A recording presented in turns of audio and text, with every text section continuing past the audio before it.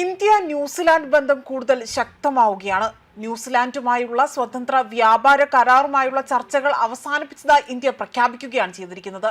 ഇത് ഉഭയകക്ഷി വ്യാപാരം വർദ്ധിപ്പിക്കുന്നതിന് ലക്ഷ്യമിട്ടുള്ള 18ാമത് കരാർ കൂടെയാണ്. ഇതോടുകൂടി തന്നെ നിർണായകമായ സ്വതന്ത്ര വ്യാപാര കരാർ യാഥാർത്ഥ്യമായി എന്നതാണ് വിലയിരുത്തൽ.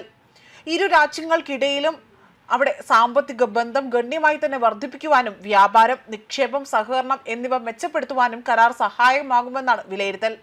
അതേസമയം ട്രംപിന്റെ ടാരിഫ് ഭീഷണികൾക്ക് പിന്നാലെ തന്നെ ഇന്ത്യ വിവിധ രാജ്യങ്ങളുമായി തന്നെ സ്വതന്ത്ര വ്യാപാര കരാർ ഒപ്പിടുന്ന തിരക്കിലാണ്.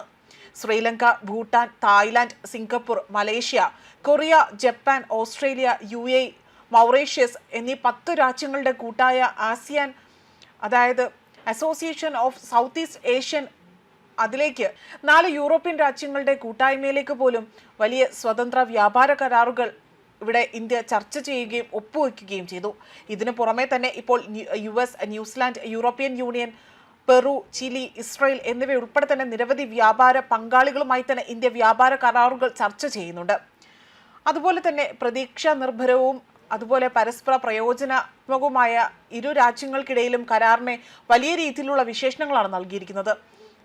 വിപണി പ്രവേശനം വർദ്ധിപ്പിക്കുവാനും നിക്ഷേപ പ്രവാഹങ്ങൾ പ്രോത്സാഹിപ്പിക്കുവാനും തന്ത്രപ്രധാനമായ സഹകരണം ശക്തിപ്പെടുത്തുവാനും വിവിധ മേഖലയിലെ വ്യാപാരം, കർഷകർ, സംരംഭകർ, വിദ്യാർത്ഥികൾ, യുവജനങ്ങൾ തുടങ്ങിയ പുതിയ അവസരങ്ങൾ സൃഷ്ടിക്കുവാനും സഹായിക്കുമെന്നാണ് പ്രതീക്ഷിക്കുന്നത്.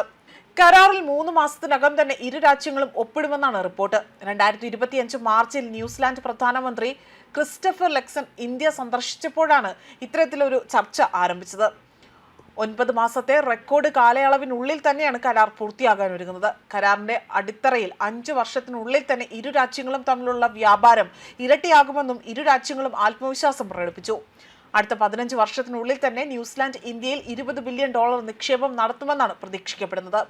പ്രതിരോധം, കായികം, വിദ്യാഭ്യാസം, ജനങ്ങൾ തമ്മിലുള്ള ബന്ധങ്ങൾ എന്നിവ ഉൾപ്പെടെയുള്ള മറ്റു മേഖലയിലെ സഹകരണത്തിന് അതിലുപരിയായി തന്നെ ഇരുപക്ഷവും സ്വാഗതം ചെയ്യുകയും മൊത്തത്തിലുള്ള പങ്കാളിത്തം ശക്തിപ്പെടുത്തുവാനുള്ള അവരുടെ പ്രതിബദ്ധത വീണ്ടും ഉറപ്പാക്കുകയും ചെയ്യുകയാണ്. പ്രധാനമന്ത്രി നരേന്ദ്രമോദിയും ന്യൂസിലാൻഡ് പ്രധാനമന്ത്രി ക്രിസ്റ്റഫർ ലക്സണും തമ്മിൽ നടന്ന ടെലിഫോൺ സംഭാഷണത്തിൽ അതിനുശേഷമാണ് ഇത്തരമൊരു പ്രഖ്യാപനം നടത്തിയിരിക്കുന്നത്.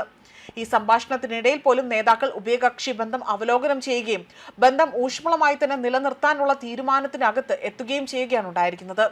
ന്യൂസ് ഡെസ്ക് കർമ്മ ന്യൂസ്.